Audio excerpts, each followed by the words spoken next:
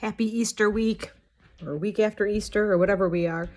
So here's our work for this week of April 13th. This is going to be due by Friday. And once again, I'm using Block 3AC's Google Classroom. So you'll see it says work for April 13th. You're just going to open that stinker up. I've got the instructions up. All the learning targets are here, and kind of the rundown of the assignment where it says Gullo, Sociology, Virtual Learning. Learning targets, I can define ageism. I can describe why people avoid aging and the impact to their personality, their body, relationships if they do try to go through human growth hormone therapy. I can summarize why embracing aging can have a positive influence on society and the human condition. I can describe various ways older people embrace their station in life through dance, community service, music, intergenerational activities. You have a couple of videos you're going to watch. You're going to watch a little clip from The Office. You're going to watch an episode of a TV show called 30 Days. You may have watched the producer of 30 Days. He had a TV show or a movie called Super Size Me. A lot of people watch that in health class. It was a guy who just ate McDonald's for 30 days and the effect it had on his body. So he has another TV show. We're going to watch another one next week where he tries to do something for 30 days, whether it's try to live in a wheelchair or try to the one that we're going to watch is where he tries to live in poverty for 30 days. In this case, he follows a man, he doesn't do this to himself, who tries to fight aging for 30 days by taking medicines and injections and a health regimen that is kind of crazy. So you're going to watch that TV show. That's about 35, 40 minutes long. And then you're going to watch a variety of shorter videos of people trying to say, hey, don't fight it, just embrace aging. Like an op-ed video from NBC News. You're going to watch a bunch of senior citizens who decide to take dance classes, a child care center in Europe where they have seniors and child care together, and then a video called Aging with Attitude.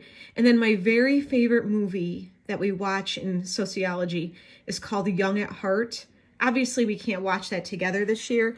It's not available for streaming, so I mean, I could make you buy it, I suppose, on Amazon, but I'm not going to make you buy it on Amazon. So if we do get to go back to school, which I'm very hopeful we can, this is the first thing we're going to do is we'll watch this whole movie together. You're going to love it. But instead, I just have the trailer up, which you'll like the trailer too, but you'll see why I love it so much. You have a worksheet that you're going to complete on ageism. And this again is due by Friday. So let's look at the worksheet. The worksheet is called Ageism. It talks about how ageism is a persistent and still kind of a socially acceptable form of discrimination. Michael Scott from The Office will describe it for us in a truly Michael Scott way. Again, then you're going to watch the guy try to fight aging by injecting himself with all kinds of crazy stuff. And then you'll watch some videos about the flip side of the coin, people embracing getting older. The op-ed piece I mentioned before from NBC News, the dancers who are senior citizens, a child care center, Aging with Attitude, and then again, that trailer for Young at Heart. This is the assignment at the bottom of the page. Again, the bold print is kind of a hint that you have a question to answer. You have to define ageism. You can use the Office episode as your guide. You are going to summarize what happened in the 30 Days episode where Scott Walker, that's the fella's name, decides to fight aging. You're going to describe Scott before he started his anti-aging program, how old he was, what his weight was like, what his personality was like. You're going to describe the program he took. You're going to include the shots and the supplements. Don't try to write down every supplement he took, every kind of pill he put in his mouth, every shot he put in his butt or in his tummy. Just kind of an overarching description of what he is doing to his body and what the exercise protocol was. And then as we get further into the episode, you're going to describe what his alternative programming should have been. What can you do instead of this? Then the other videos we watch, it's time to embrace getting older, describe the U-curve of happiness, and some examples of ageism. The woman who wrote the op-ed, her name is Ms. Applewhite. She would like to see aging evolve from being something we fail at or something that's shameful to what? What should aging be instead? And then the series of videos on folks embracing their age, the senior sliders, the elder care with child care, aging with attitude and young at heart. The overarching question here is, as a society, what benefits do we derive from people seeing aging as a benefit or their second act or a time to celebrate? And then you're going to address it through those 4 lenses: the senior sliders, the child care, aging with attitude, and young at heart. So once again, that's due by Friday. Piece of cake.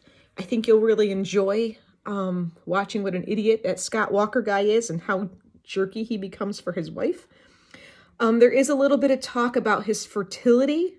Before he started his anti-aging protocol, they did have to check his sperm count. So there is a little talk about sperm, and to get a sperm count, you have to, gentlemen have to do something into a cup. So there is a little bit of talk about that. So just kind of go into that prepared. And the rest of it is pretty straightforward. He does kind of become a jerk, and it's kind of sad for his family. But he throws it all away and kind of becomes a better guy by the end. So if you have any questions, let me know through Remind, or you can email me. I did have a couple of Zoom dates with people who just wanted to chit-chat, which I'm totally up for if you guys want to chit-chat. And I hope you have a great Easter today. It's not very sunny out, but it's not freezing, so that's kind of fun.